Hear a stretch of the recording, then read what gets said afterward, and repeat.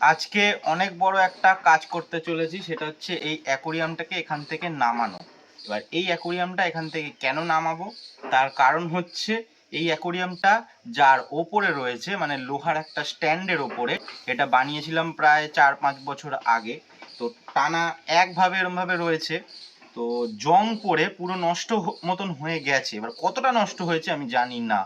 এবার সেই জন্য অ্যাকোরিয়ামটাকে নামাবো, ওটা দেখবো যে কতটা নষ্ট হয়েছে। যদি দেখি বেশি নষ্ট হয়নি, তাহলে রং করব, করে আবার অ্যাকোরিয়ামটা এখানে চাপিয়ে দেবো। আর যদি দেখি তেমন নষ্ট হয়ে গেছে, এর উপরে রাখা যাবে না, রিস্ক আছে, তাহলে অ্যাকোরিয়ামটা এখানে রাখবো না বা অন্য ব্যবস্থা করে রাখবো। কারণ যদি এটা ভেঙে পড়ে যায়, তো এটা তো যাবেই, তার সাথে সাথে এটাও যাবে। তো সেই জন্য আমি রিস্ক নিতে পারি না। তো দেখা যাক, আগে এই যে বালিগুলো তুলতে হবে, অনেক নোংরা রয়েছে এর মধ্যে, বালিগুলো সব তুলছি। আমার সাথে রয়েছে প্রদীপ, তো দেখতে পাচ্ছ অনেক কাজ করে দিচ্ছে। এর আগের ভিডিওটা ওই, হ্যাঁ ওখানেই ফেল। ওই আগের ভিডিওটা আমাকে ওই করে দিল। এখান থেকে সোলার বাক্সটা সরাচ্ছি, কারণ এখানে বড় সোলার বাক্সটা রাখতে হবে। চলো ওটা নিয়ে আয়, হ্যাঁ নিয়ে আয়। তো এই ছোট্ট সোলার বাক্সটাতে মাছের সেট আপ করবো। খালি ঠান্ডাটা চলে যাক, পোলার প্যারোট রাখবো এর মধ্যে। এখানে রাখ, হ্যাঁ রাখ, ও হ্যাঁ রাখ, হ্যাঁ এই তো। Thank you brother, thank you. সরাতে হবে।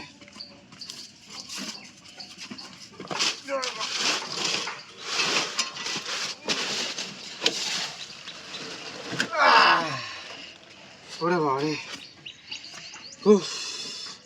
হারিয়ে গেলাম। তো সোলার বাক্সটা সেট করে রাখতে হবে। অ্যাকোরিয়ামটা নামাবো, বাবা আমার সাথে হেল্প করবে। ক্যামেরাম্যান আছে হচ্ছে প্রদীপ। আগে দেখে নিই, নাড়িয়ে চাড়িয়ে সামনে একটু নিয়ে আসি আগে। বাচ্চাটা ছিল বলেই কিন্তু এই ভিডিওটা তোমাদের সামনে এত সুন্দরভাবে প্রেজেন্ট করতে পারছি। তো বাচ্চাটার জন্য একটা লাইক কিন্তু অবশ্যই করে দিও। যাই হোক, এই অ্যাকোরিয়ামটা কিন্তু প্রচণ্ড ভারী, 8mm কাঁচের। আরও যদি মোটা কাঁচের হতো তাহলে তো আরও ভারী হতো। আর অ্যাকোরিয়াম প্রচণ্ড ভারী হয়, বাবা জানি না ঠিকঠাকভাবে পারবে কিনা, চলো দেখছি। এই অ্যাকোরিয়ামটা আমি কিন্তু পুরনো কিনে নিয়ে এসেছিলাম সেই 2021 সালে। তারপরেই কিন্তু ওই লোহার স্ট্যান্ডটা বানিয়েছিলাম এই অ্যাকোরিয়ামটাকে এখানে রাখার জন্য। এই অ্যাকোরিয়ামটা নিয়ে কিন্তু আমি একটুখানি প্রায় ঠকেই গেছিলাম। একটা ছোটো মতন ক্র্যাক ছিল, আর যার কাছ থেকে নিয়েছিলাম সে বলেছিল শুধু ক্র্যাকই আছে, কোনো লিকেজ নেই, কিন্তু অ্যাকোরিয়ামটাতে লিকেজও ছিল। পরে অনেক সমস্যার সম্মুখীন হয়েছিলাম, অনেক সিলিকন কিনেছিলাম, তারপরে কিন্তু ঠিকঠাক করেছিলাম।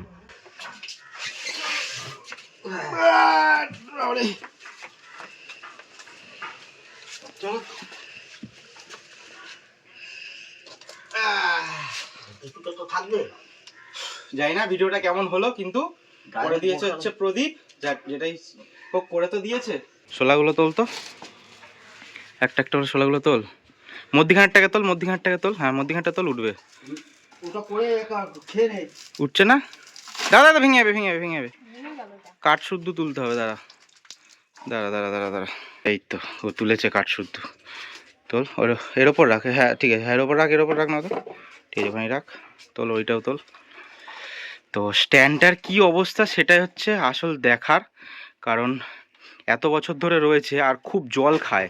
কারণ যেহেতু তলায় এত বড় একটা সিমেন্টের ট্যাঙ্ক রয়েছে, এর যে পাম্পটা রয়েছে, পাম্প থেকে যে জলের ছিটেটা, সেটা কিন্তু পুরো স্ট্যান্ডটার ওপরে গিয়ে লাগে। আমি একটা কাঁচের টুকরো দিয়েছি, ওই যে তাও কিন্তু ওই যে জলের ছিটা লাগে। এই জন্যই কিন্তু জিনিসটা নষ্ট হয়ে যাচ্ছে আস্তে আস্তে। বল কেমন অবস্থা আছে, ঠিক আছে নাকি কি আছে বল? ঠিক নেই না, কিন্তু জং পড়ে গেছে তো, এমনি শক্ত আছে। চাপ দিয়ে দেখছে। তো এই জায়গার অবস্থাটা খালি একবার দেখো, দেখছো পুরো অবস্থাটা খারাপ হয়ে গেছে। এটাকে নামালে বুঝতে পারবো যে এটার উপরে আবার অ্যাকোরিয়াম তোলা যাবে কি না। এই দেখো এই জায়গাগুলো পুরো নষ্ট হয়ে গেছে। অবশ্য ভার এটার ওপর থাকে, কিন্তু অনেকটা লম্বা তো। এই দেখো খসে খসে পড়ছে, সব খসে খসে পড়ছে, নোংরা পড়ছে। এই জায়গাটা এরকম ফাঁকাই থাকবে, কিছু করার নেই। অ্যাকোরিয়ামটাকে সরিয়ে দেবো, কারণ আমি রিস্ক নিতে চাই না। কারণ এটা যদি ভেঙে যায়, আমার যত না গায়ে লাগবে, ওইটা যদি একবার ভেঙে যায়, মানে ওই কাঁচটা বার করতে, ফিটিং করতে যে কী ঝামেলা, সেটা আশা করি তোমরা বুঝতে পারছো বা বুঝতে পারবে। প্রচুর ঝামেলা, প্রচুর। তো ওটা তো ওরকম করা যাবে না। তো দেখছি এবার কী করা যায়। মেন আবার অ্যাকোরিয়ামটাকে নামিয়ে দিলাম, আবার ওগুলোকেও তুলে রাখতে হবে না, তো আবার মাছ খেয়ে নেবে আবার।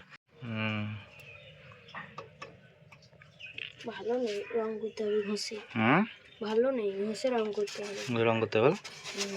কি সুন্দর ট্যাঙ্কটার মধ্যে রোদ্দুর আসছে, দেখো দারুণ লাগছে। ক্যামেরায় যাই না কতটা ফুটছে ভিডিওটা, কারণ আমাকেও দেখা যাচ্ছে, আমি বসেছিলাম যে, মানে দারুণ লাগছে রোদ্দুরটা আসছে যে। আর গোল্ডফিশের জন্য রোদ্দুরটা কিন্তু খুবই দরকার। তো এখন তো মাছ একদম কম, অনেক মাছ মরে গেছে। আমি যখন ছিলাম না বাড়িতে, মামার বাড়িতে গেছিলাম, মাসির বাড়িতে গেছিলাম, সেই দুঃখের কথা বলে কি আর করব।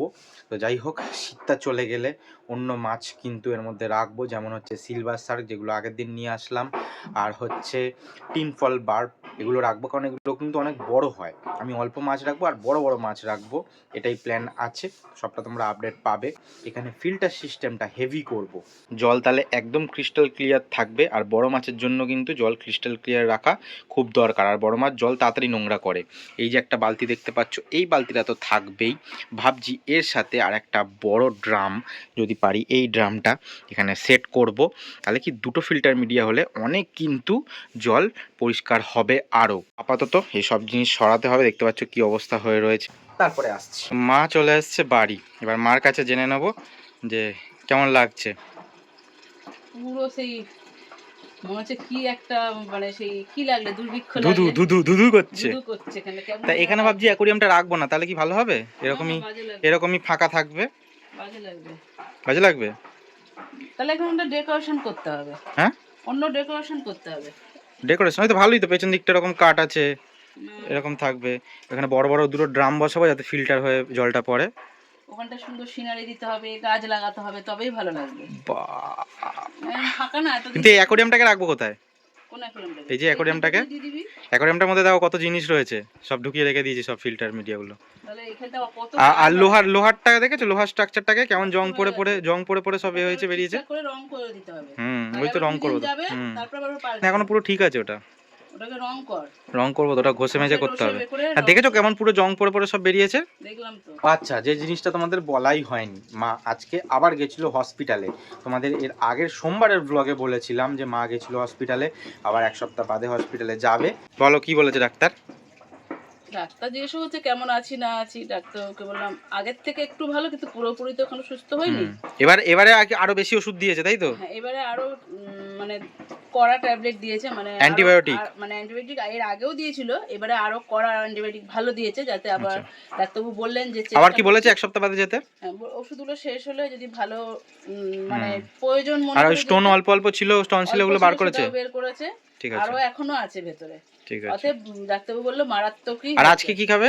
আজকেও গলা ভাত খেতে হবে। এই স্ট্রাকচারটাকে দেখছো, এখানে নিয়ে এসে রেখেছি, তার কারণ এইখানে ঘষা মাজা করব, রং করব কিনা এখানে সেটা দেখছি। রং নয়তো এখানে করব, কারণ এই যে এত নোংরা, ওদিকে নোংরা হলে মুশকিল হবে।